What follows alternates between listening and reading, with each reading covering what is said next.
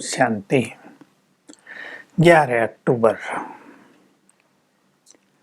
बाबा याद दिला रहे हैं, मैं निराकार परमपिता तुम्हें पढ़ाने के लिए आ गया हूँ परम शिक्षक बनकर।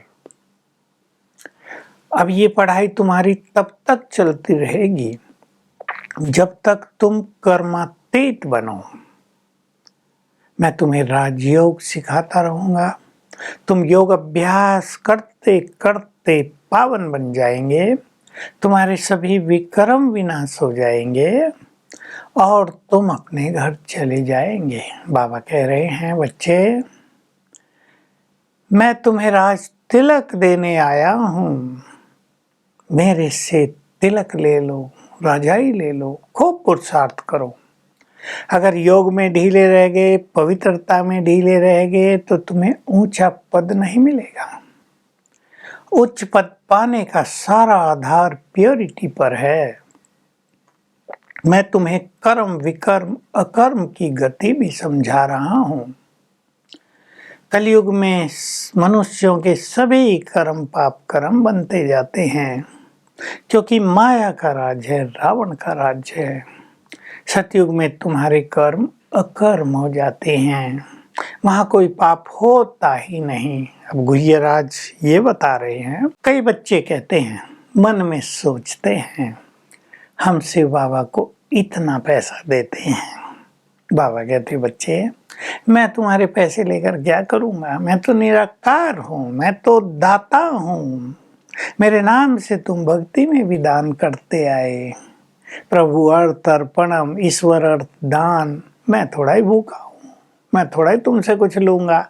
मैं तो देने वाला हूँ। मैं तुम्हारी भावनाओं का फल तुम्हें देता हूँ। यहाँ भी अगर कोई यज्ञ में कुछ देते हैं और उन्हें रहता है हम इतना देते हैं, तो उनका भाग्य भी श्रेष्ठ नहीं बनता। शुद्ध मन से यदि तुम नहीं दोगे तो तुम्हारा भाग्य श्रेष्ठ नहीं बनेगा। इसके लिए निष्काम हो जाओ। तुम तो अपना भाग्य बना रहे हो, अपनी कमाई कर रहे हो। मैं तुम्हें ज्ञान दे रहा हूँ, तुम्हें पवित्र बनाकर भारत में आदि सनातन देवी देवता धर्म की स्थापना कर रहा हूँ। सतयुग त्रेता में एक ही धर्म था, बाबा पूरा ज्ञान दे रहे हैं। द्वापर से ये अनेक धर्म आए। सतयुग त्रेता में एक भारत देश था, बाद में चलकर और देश बनते गए, विस्तार होता गया। शुरू में जब तुम देवी देवता थे, जब लक्ष्मी और नारायण का राज था, तो सारे ही संसार यानी भारत ही संसार था। आबादी 9-10 लाख रही। धीरे धीरे ये कल्प वृक्ष बढ़ता गया। अब ये कल्प वृक्ष बढ़ते बढ़ते, जिसे बाबा झाड़ कहते, वृक्ष बढ़ते बढ़ते जड़ जड़ी भूत हो गया। मतलब बहुत पुराना, पत्ते गिर रहे हैं, टूट रहे हैं, पेड़ सड़ता जाता है, सूखता जाता है, उसको कहते हैं जड़ जड़ी भूत। अब मैं फिर से नए कल्प वृक्ष की कलम लगा रहा हूँ। तो ये पुराना जड़ जड़ी भूत हुआ वृक्ष गिरेगा।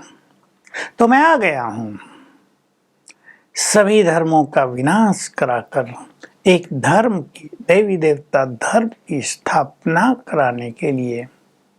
वही तीनों सेनाएं इस टाइम भी उपस्थित हैं, कौरव, पांडव और यादव। वहां तो यादव श्री कृष्ण के वंशज को बताया। यहाँ बाबा कहते हैं जिन्होंने मुसल्स बनाए, मिसाइल्स बनाए हैं, वो यूरोपवासी पहले। मैं उन सब को आपस में लड़ा देता हूँ और राजाई का माखन तुम्हें दे देता हूँ। तो बाबा कहते हैं, बच्चे तुम काम चिता पर बैठकर जल मरे हो। ग्रहण लग गया है तुम सबको, भारत को ग्रहण लग गया है। अब तुम पांडवों की तरफ तो मैं हूँ। दिखाया महाभारत युद्ध में भी, पांडवों की तरफ मददगार भगवान थे। मैं तुम्हारी तरफ हूँ। अब तुम्हें मेरी आज्ञा पर चलना है। देहदान तो छूटे ग्रहण। ब्राह्मण लोग दान मांगते हैं, जब ग्रहण लगते हैं तो उससे काम नहीं चलेगा। ये विकारों का दान दे दो, तो तुम पर जो माया का ग्रहण लगा हुआ है वो छूट जाएगा। ये काम, क्रोध, लोभ, मोह, अहंकार जिन्होंने मनुष्य को पतित बना दिया है, जिनसे तुमने सब कुछ गंवा दिया है, अब फिर से मैं तुम्हें ज्ञान चिता पर बैठा रहा हूँ। तुम काम चिता पर बैठकर जल मरे हो, काले हो गए हो। मैं तुम्हें ज्ञान चिता पर बैठा देता हूँ, फिर से पावन बनाने आ गया हूँ। आज बाबा बार बार याद दिला रहे, बच्चे मैं देवी देवता धर्म की स्थापना कर रहा हूँ, जहाँ तुम संपूर्ण पावन थे। ये कल्प वृक्ष बहुत छोटा था, ये बढ़ता आया है, अब इसका विनाश। महाभारत लड़ाई तो सामने खड़ी है, ये तो भावी है, इसको कोई टाल नहीं सकता। फिर से ये दुनिया पावन बन जाएगी और तुम स्वर्ग में जाकर राज करोगे। तो ये रहस्य बाबा हम सभी को बार बार सुना रहे हैं। तो हमें स्वयं से बातें करनी है। आज भगवान हमें पावन बनाने आ गया है, उसका तो मुख्य काम है अब आत्माओं को पावन बनाना। संगम युग पर ही वो आता है, तो हमें पावन बनना है। विकारों की अग्नि में सारा संसार जल रहा है। बाबा उदाहरण दे रहे हैं कि सोने में खाद पड़ जाती है तो तेज आग पर रखा जाता है, आग धीमी पड़ जाए तो खाद निकलेगी नहीं। तो तुम्हें भी योग अग्नि जलाकर रखनी है, जिससे आत्मा में जो विकारों की खाद पड़ गई है वो निकल जाए और आत्मा पावन बन जाए। तो हमें आज विचार करना है, जब भगवान के पास हम आ गए हैं तो हमें उनसे राजाई का तिलक ही लेना है। हम छोटा पद क्यों पाएं?